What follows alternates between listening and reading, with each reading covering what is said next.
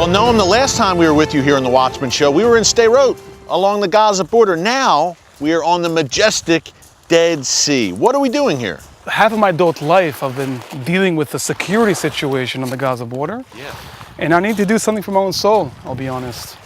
And I went on to start exploring and to document the beauty and magic of the land of Israel. Because you are a pretty prolific still photographer too. This is my second wife over here, is the camera. And for a couple of years I wanted to document all the surrounding of the Jerusalem area, all the Judean desert surrounding Jerusalem. And naturally I got to the northern part of the Dead Sea. Yeah. When I came here to explore the Dead Sea, I found Jackie. Jackie, the boat captain, who our viewers will meet shortly. Correct. And I went on this boat excursion. I was just amazed to see this world wonder from up close. And by the time I was not sure yet what I've just experienced, but then the second time I went on this boat ride, I brought my parents. I had a group from Denmark coming with me. And when I went on this boat, I did not recognize the places I've been to because everything has dramatically has changed. Here on the Dead Sea? On the Dead Sea. Now, we just know the Dead Sea is the Dead Sea. Nothing lives here. It's full of salt. But things are happening here. Non-stop things happening. Like I said, for eventually doing this over a period of time, after 3 years, I could tell you there's so much life coming out from the Dead Sea. When it hit me personally, seeing that the waters receding, starting this project, the waters of the Dead Sea are getting lower and lower, rapidly. In the lowest in recorded history, actually, today.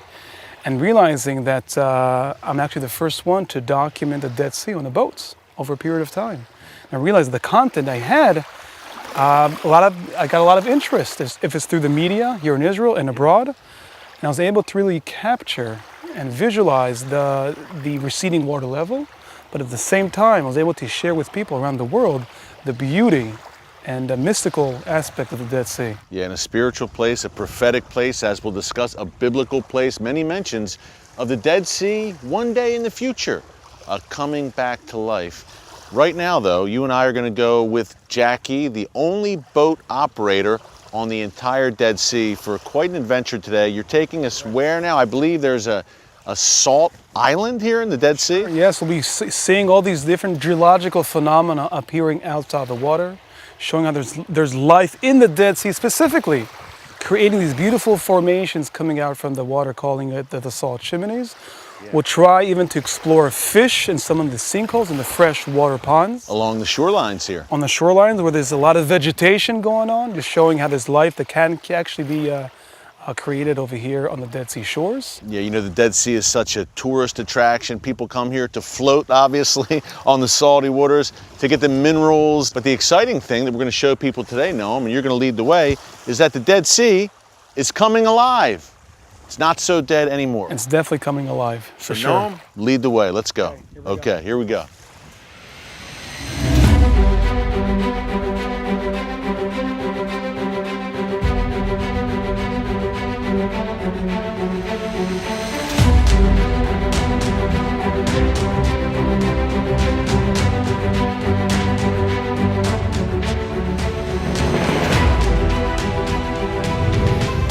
Well, Noam, this is pretty amazing.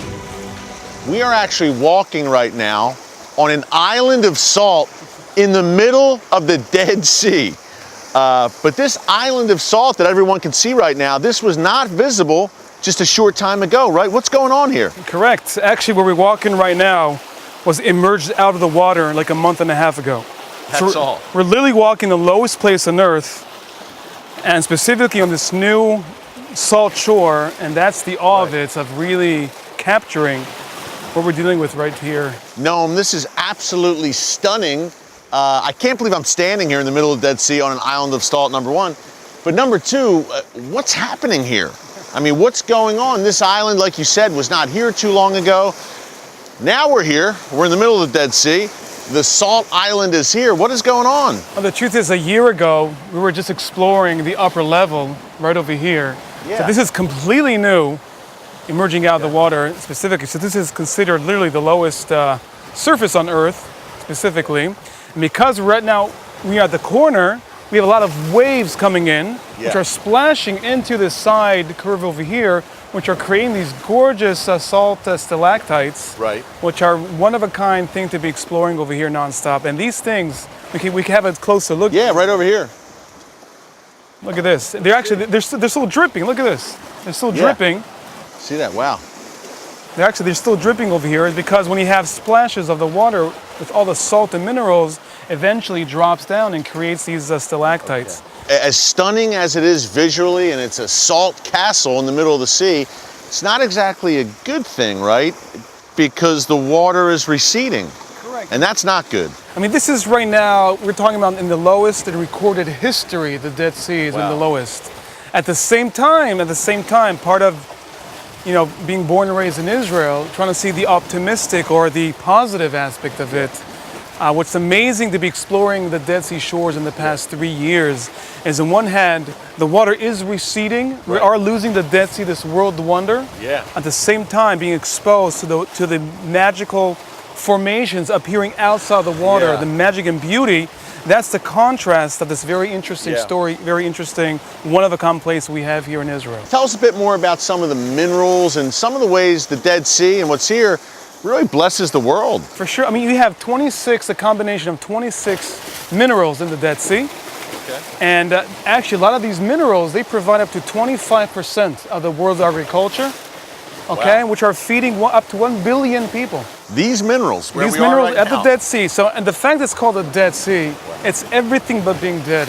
And this is what I've been exposed to, that there's so much life coming out from this place specifically, Yeah. which we'll be seeing later on, life coming out from the Dead Sea and on its shores, but at the same time, how this is providing the entire world with rich minerals, especially for feeding people for agriculture, is something amazing to explain the global importance of this one-of-a-kind place, which is disappearing very fast. And this is part of our purpose, is in any ways possible to excite people around the world and to inspire people around the world with this very unique story of the Dead Sea, using a lot of forms, a lot of arts of media to really try showing people this place, like we said, like never seen before. The only way to get here to this island is only by taking a boat. There's only one boat on the Dead Sea Right. today, and exploring with this boat is our way of building access to come to these shores and to educate people, showing people Yeah. firsthand, and using the content of sharing this place and hopefully to inspire the next generation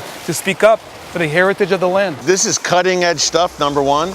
Number two, there's a biblical link here too, which you and I will discuss. We're talking Ezechiel, Zechariah, good stuff. Noam, lead the way. Let's kind of canvas this salt castle in the middle of the Dead Sea a little bit more.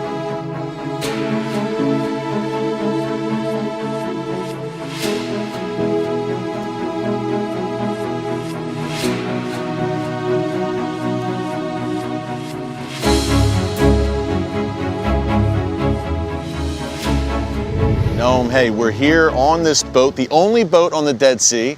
Pretty amazing. I have to say, man, I'm not the biggest seafarer, I guess you would say, but I feel so relaxed here. I feel, first of all, the fresh air. We're out here on the sea, out here on the water. It's just a good feeling to be out here. It's interesting you mentioned about that, because the fact is that in the Dead Sea area, you have 6 to 8% more oxygen. Really? So the fact is, like, if you have people hiking up the Himalaya mountains, you have less oxygen, less air. Sure. Here it's exactly opposite. Because of low altitude. Because this is the lowest place on Earth, you have more oxygen, which is bringing a lot of attention from the scientific world and the therapeutic world. Only those few percentage of more oxygen is something amazing in terms of mainly because of the therapeutic world. People that have breathing problems, if it's asthma or skin diseases, I have sinus issues.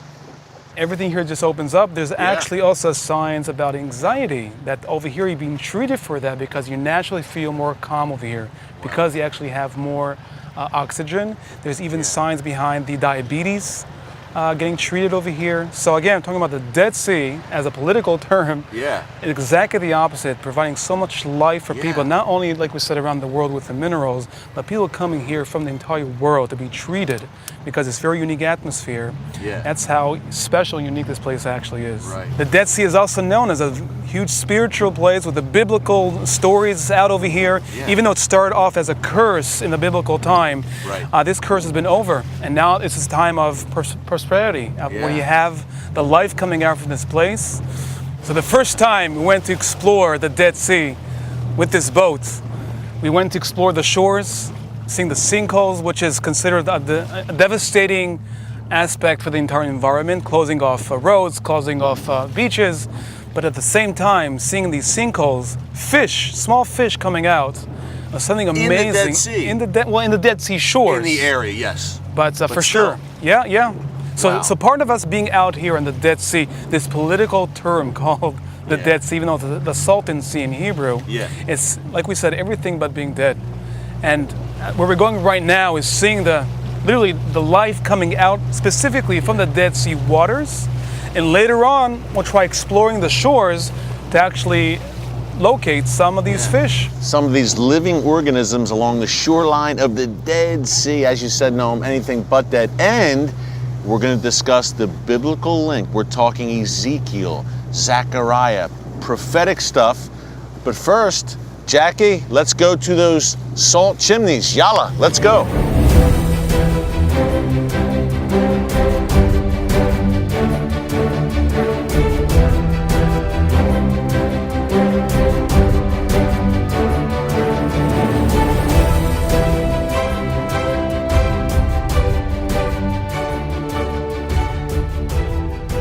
I started this business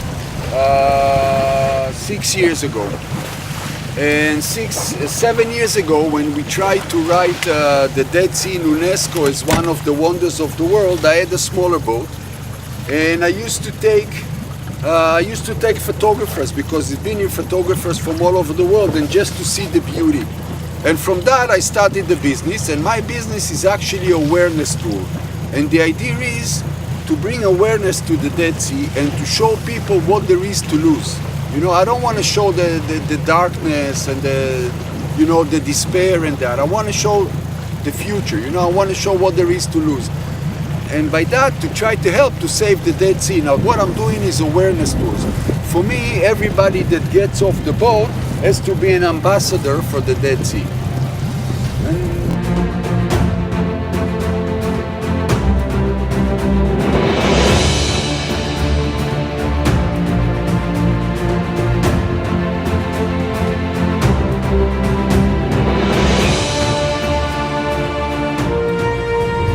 What you see here, you see the wall, like you saw when we came with the boat. We actually are right now over a sinkhole. Wow. Sinkholes in the Dead Sea is a result of fresh water that are going under the ground, meeting the sediments layers, and this is all the white that you see out here on the beach, and melting them. Okay? When they melt them, they create a cavity.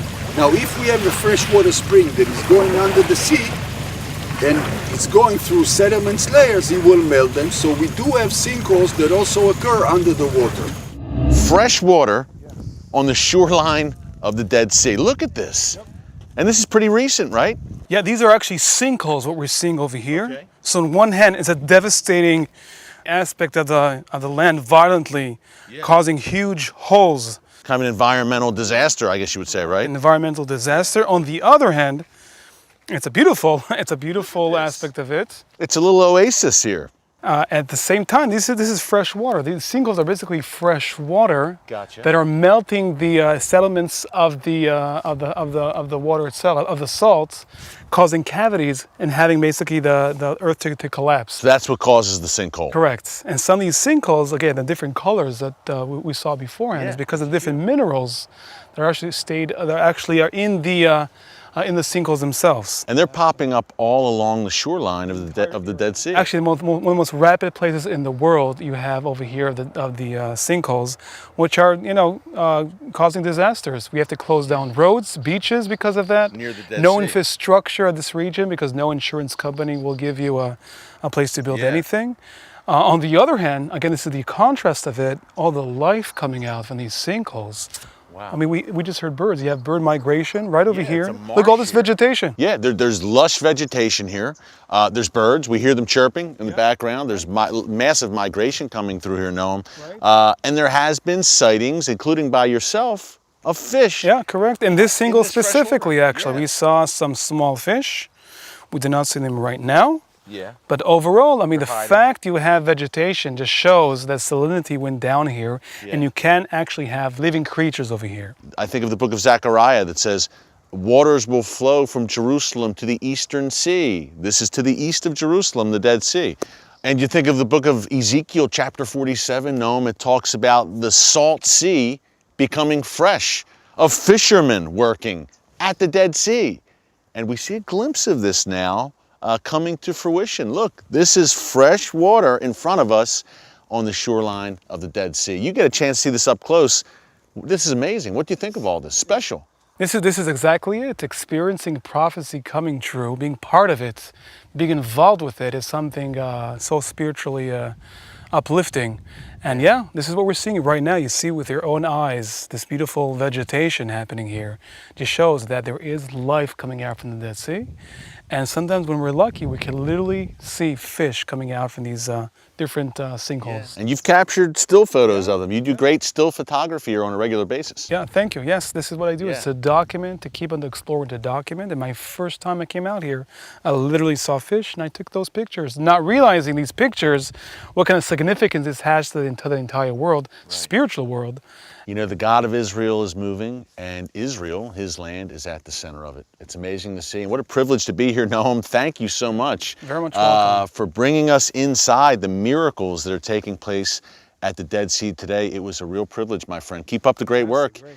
We'll see you here again soon on the boat. Yeah. Noam, thank you so much, my friend. Fantastic. Noam Badin, absolutely amazing. He is on the front lines of what God is doing in his land today, including here at the Dead Sea. An unlikely, but man, what a significant story. The Dead Sea, the shoreline of the Dead Sea, coming to life. And we're bringing you a front row seat here on the Watchman and at Kufi. So join our movement. You see the website, you see the phone number on your screen. Call, click, and join us today so we can continue to bring you these cutting edge stories that you just won't see anywhere else. For Noam Badin from the Dead Sea, until next time, God bless you, and remember, never hold your peace.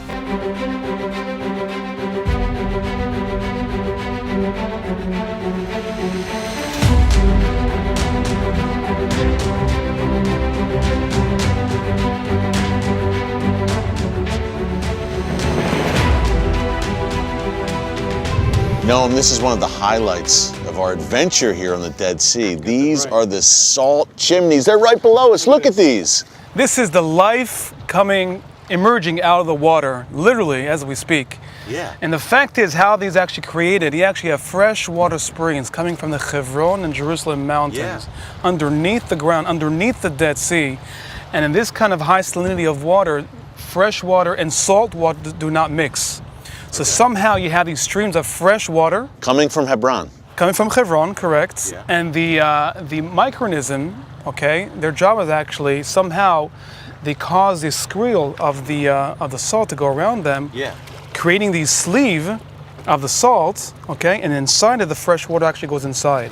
This sleeve, this water chimney. Why it's called chimney? Because on the top of it, you actually have the water leaving. Okay, and they actually look like chimneys. They're little towers there in the Dead Sea that we're looking at. And what's interesting, so this whole area is considered a forest of salt chimneys. Wow, And look at this was discovered to science like 6 years ago. Great This point. actually created. This was not visible too long ago. Well, the right? truth is, we did have these kind of formations on the shores over here, but nobody actually knew what that actually was until they started to investigate.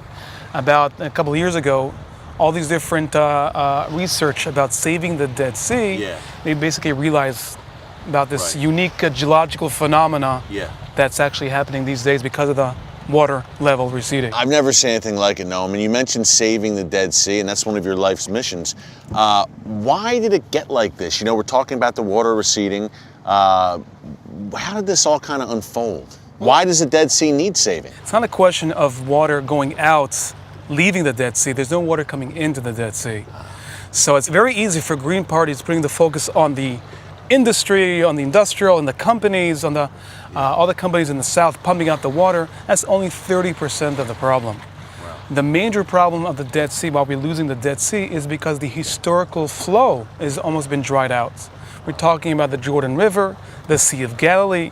So we're talking about the much bigger picture here that's connected to the Israel's water treasures. We're talking about the most biblical, enchanted water bodies of Israel that are being in a much more actually worse condition than the Dead Sea today. Yeah. And that's why our focus, looking into the long run, in order to save the Dead Sea, you got to save the Sea of Galilee first of all. Wow. And of course, this is the whole Middle East politics about the Dead Sea, because you have on the other side, you got Jordan. Jordan's right there. Jordan's actually the fourth. A few miles away from where we're sitting right now. 10 miles away Yeah, it's across, right that's it.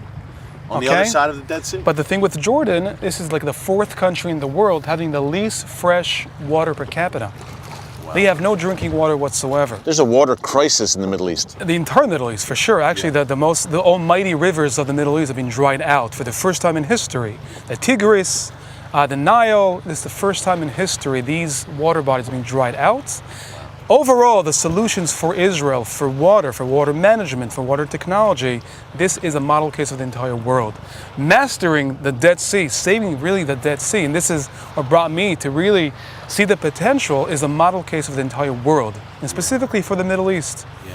The water crisis around the world is going to be one of the main issues that the entire world is going to have to be facing in the next decade. And Israel's helping to solve that crisis. Israel already has a lot of those solutions. Israel is considered a global leader in water management, water technology, education.